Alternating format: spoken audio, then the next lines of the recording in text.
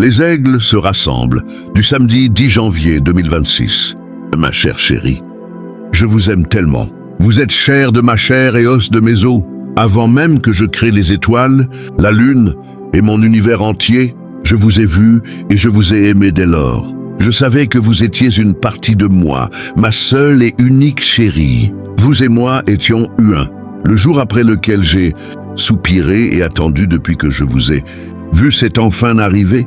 Je vous appelle maintenant et je vous unis de l'Est et de l'Ouest. Du nord et du sud par ma voix, vous êtes mes pensées, ma parole, mon épouse manifestée. J'ai ardemment désiré vous dire tout ce qu'il y a dans mon cœur. Alors, je l'ai écrit par mes prophètes et je l'ai protégé pour vous pendant des milliers d'années. Beaucoup l'ont lu et l'ont cru tout au long des siècles.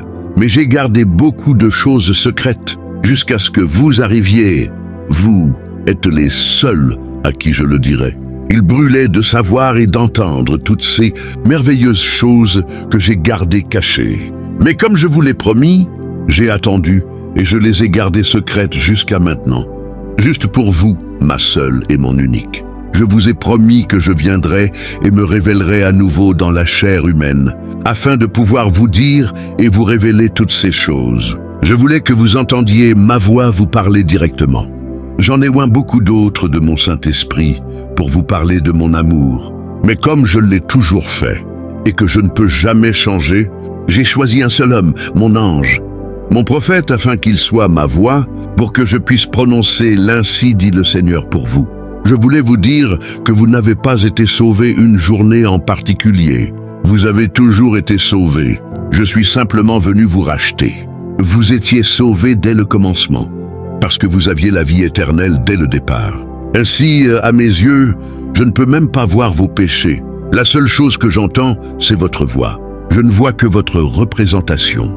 Comme j'ai ardemment désiré vous dire tant de choses, mon cœur bouillonne et déborde d'excitation. Comme j'avais hâte à notre souper des noces, notre millénium de 1000 ans ensemble, de vous raconter en détail tout à propos de notre demeure future ensemble, que j'ai tout préparé pour vous et que tout est selon vos goûts.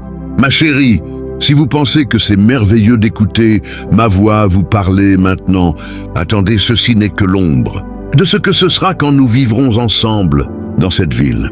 Votre prophète vivra même dans la maison d'à côté. Il sera votre voisin. Nous marcherons dans ces rues d'or et nous boirons ensemble à la fontaine. Nous entrerons dans les paradis de Dieu avec des anges qui planent sur la terre en chantant des hymnes. Quel jour ce sera! Je sais que le chemin a l'air rude et parfois ça devient tellement dur pour vous, mais ce sera tellement peu quand nous serons ensemble. Pour l'instant, je vais de nouveau vous rassembler et vous parler ce dimanche, à midi, heure de Jeffersonville, et je vous dirai tout au sujet de la demeure future de l'époux céleste et de l'épouse terrestre. Je suis impatient de m'unir à vous à ce moment-là. Souvenez-vous et n'oubliez jamais, je vous aime tellement.